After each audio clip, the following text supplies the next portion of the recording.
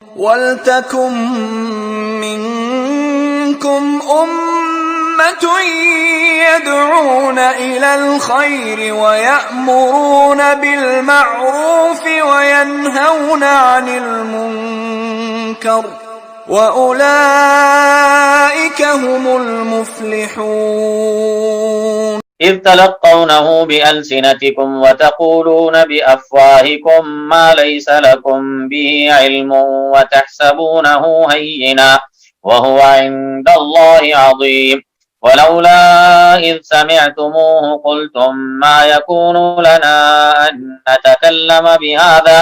سُبْحَانَكَ هَٰذَا بُهْتَانٌ عَظِيمٌ يَعِظُكُمُ اللَّهُ أَن تَعُودُوا لِمِثْلِهِ أَبَدًا يعظكم الله أن تعودوا لمثله أبدا إن كنتم مؤمنين ويبين الله لكم الآيات والله عليم حكيم إن الذين يحبون أن تشيع الفاحشة في الذين آمنوا لهم عذاب أليم في الدنيا والآخرة والله يعلم وأنتم لا تعلمون ولولا فضل الله عليكم ورحمته وأن الله رؤوف رحيم اذ تلقونه بألسنتكم جب تم لیتے تھے اس کو بألسنتكم اپنی زبانوں پر، یعنی گویا تم اسے سیدھا جب خبر کو سن کر اپنی زبانوں سے اس پہ لے رہے تھے، یعنی سیدھا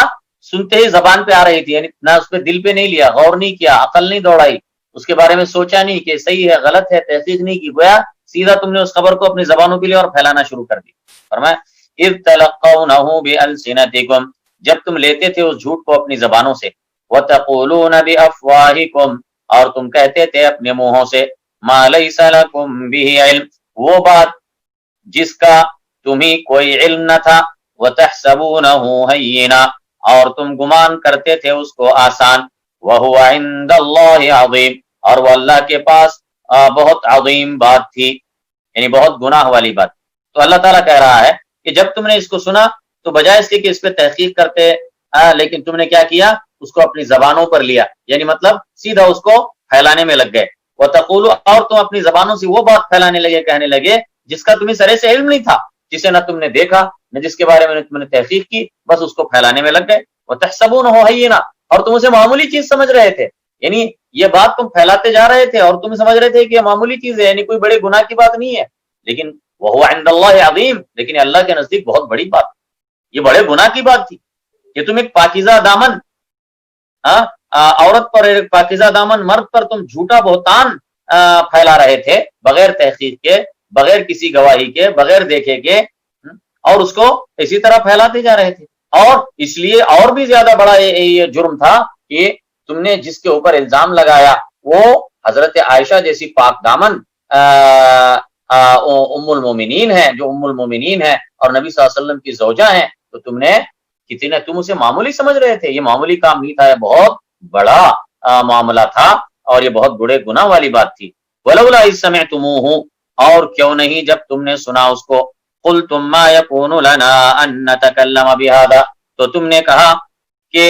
نہیں ہے ہمارے لیے جائز، ان نتکلم بہذا کہ ہم کہیں ایسی بات، سبحانک ھذا بہتان عظیم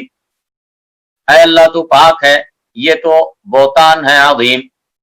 تو اللہ کہہ رہا ہے کہ تمہیں تو جب تم نے سنا، سنتے ہی تمہیں یہ کہنا چاہیے تھا کہ ہمارے لیے ہرگز جائز نہیں ہے کہ ہم ایسی بات کریں اور ایسے گندے بہتان کو پھیلائیں۔ سبحانک ھذا بہتان عظیم اور تمہیں کہنے چاہیے تھا کہ اللہ تیری ذات پاک ہے، یہ تو بڑا کھلا اور واضح اور بڑا بہتان ہے۔ یعظکم اللہ ان تعودوا لمثلہ ابدا ان کنتم مؤمنین، یعظکم اللہ نصیحت کرتا ہے تم کو اللہ، ان تعودوا لمثلہ کہ تم اعادہ نہ کرو، لمثلہ اس کے مثل کام کا، ابداً کبھی بھی، ان کنتم مومنین اگر تم مومن۔ پھر اللہ تعالیٰ نے خبردار کیا کہ اے مسلمانوں آئندہ تم سے ایسی غلطی ہرگز نہیں ہونی چاہیے، اس جیسی غلطی کا ارتکاب دوبارہ تم سے نہیں ہونا چاہیے اگر تم واقعی میں مومن ہو۔ وَيُبَيِّنُ اللَّهُ لَكُمُ الْآيَاتِ اور بیان کرتا ہے اللہ تمہارے لیے آیتوں کو. واللہ علیم حکیم، اور اللہ بہت جاننے والا، بڑی حکمت والا ہے. ان الذين يحبون ان تشيع الفاحشة في الذين آمنوا، بے شک وہ لوگ يحبون جو پسند کرتے ہیں، ان تشيع الفاحشة في الذين آمنوا کہ پھیل جائے الفاحشة بے حیائی في الذين آمنوا مومنوں کے درمیان. لهم عذاب علیم، ان کے لیے عذاب علیم ہے، عذاب دردناک ہے، دنیا والآخرہ، دنیا اور آخرت میں. واللہ یعلم وانتم لا تعلمون، اور اللہ جانتا ہے اور تم نہیں جانتے. بے شک وہ لوگ جو چاہتے ہیں کہ بے حیائی پھیل جائے. الفاحشہ، ایک تو فاحشہ جو ہے زنا کو بھی فاحشہ کہتے ہیں، اسی طریقے سے بے حیائی والے جو کام ہیں یا بے حیائی والے جو باتیں ہیں ان کو بھی فاحشہ کہا جاتا ہے. اور یہاں پر جو فاحشہ سے مراد ہے، یہاں پر اس سے مراد یہ ہے کہ کسی پر زنا کا جھوٹا بہتان لگا کر اس کو پھیلانا. یہ بھی کیا ہے؟ یہ انتہائی بے حیائی والا کام ہے، اس قسم کی باتوں کو پھیلانا اور سماج کے اندر ان کو نشر کرنا. تو یہ کیا ہے؟ سماج میں، معاشرے میں، مسلمانوں کے درمیان بے حیائی کو پھیلانے والا کام ہے. تو بے شک وہ لوگ جو مسلمانوں کے درمیان بے حیائی پھیلانے کا کام کرتے ہیں، تو ایسے لوگوں کے لیے دنیا اور آخرت میں عذاب علیم ہے، عذاب دردناک ہے. تو اللہ تعالیٰ نے انہیں عذاب علیم کی دھمکی دی ایسے لوگوں کو جو مسلمانوں کے درمیان بے حیائی کو فروغ دیتے ہیں. اب اس سے جو ہے اندازہ لگائیں کہ جب منافقین نے حضرت عائشہ پر جھوٹے الزام لگا کر اس کو پھیلایا تو اللہ تعالیٰ نے اس کے اوپر عذاب علیم کی دھمکی دی. اب آج کے زمانے میں جب آپ غور کریں گے، یہ بہت سارے فلموں کے ذریعے سے، ڈراموں کے نام پر، فلموں کے نام پر، ٹی وی چینلوں کے نام پر، یا رقص کے نام پر، یا فن کے نام پر، مختلف ناموں سے، اچھے یا برے ناموں سے جو آج کل بد اخلاقیاں پھیلائی جا رہی ہیں، بے حیائی پھیلائی جا رہی ہے، ناچ گانے کو فروغ دیا جا رہا ہے، اور زنا اور اس کے کو پھیلایا جا رہا ہے اس طریقے سے، تو بے حیائی کو فروغ دیا جا رہا ہے. تو جو لوگ یہ کام کر رہے ہیں تو یہ کس قدر بڑے جرم کے مرتکب ہو رہے ہیں. تو یہ مسلمانوں کے معاشرے کی حفاظت کے لیے گندی فلمیں، ڈرامے اور بے حیائی کے پروگرام، ناچ گانے اور اس قسم کی جو ساری چیزیں ہیں جو آج کل عام کی گئی ہیں، عام کی جا رہی ہیں، پھیلائی جا رہی ہیں، تو ان سب کو روکنا اور ان سب کو بند کرنا اور ان سب کو ختم کرنا، یہ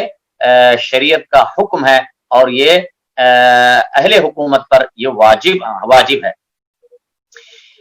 واللہ یعلم وانتم لا تعلمون، اور اللہ جانتا ہے اور تم نہیں جانتے. ولولا فضل اللہ علیکم ورحمتہ وان اللہ رؤوف الرحیم، اور اگر نہ ہوتا اللہ کا فضل تم پر اور اس کی رحمت، اور یہ کہ بے شک اللہ نہایت مہربان، نہایت رحم فرمانے والا ہے. یعنی جواب محذوف ہے. اس کا مطلب یہ ہے کہ اگر اللہ کا فضل اور اس کی رحمت تم پر نہ ہوتی، اور اگر یہ بات نہ ہوتی کہ اللہ رؤوف الرحیم ہے، تو اللہ تعالیٰ تم پر جلدی تم پر عذاب بھیج دیا ہوتا. لیکن چونکہ اللہ تعالیٰ کا تم پر فضل ہے، اس کی رحمت ہے، اور اللہ تعالیٰ چونکہ رؤوف الرحیم ہے، اس کے لیے اللہ تعالیٰ مہلت دیتا ہے، ڈھیل دیتا ہے، اور جو توبہ کرتے ہیں تو اللہ تعالیٰ ان کو معاف فرماتا ہے. وآخر دعوانا الحمد للہ رب العالمین.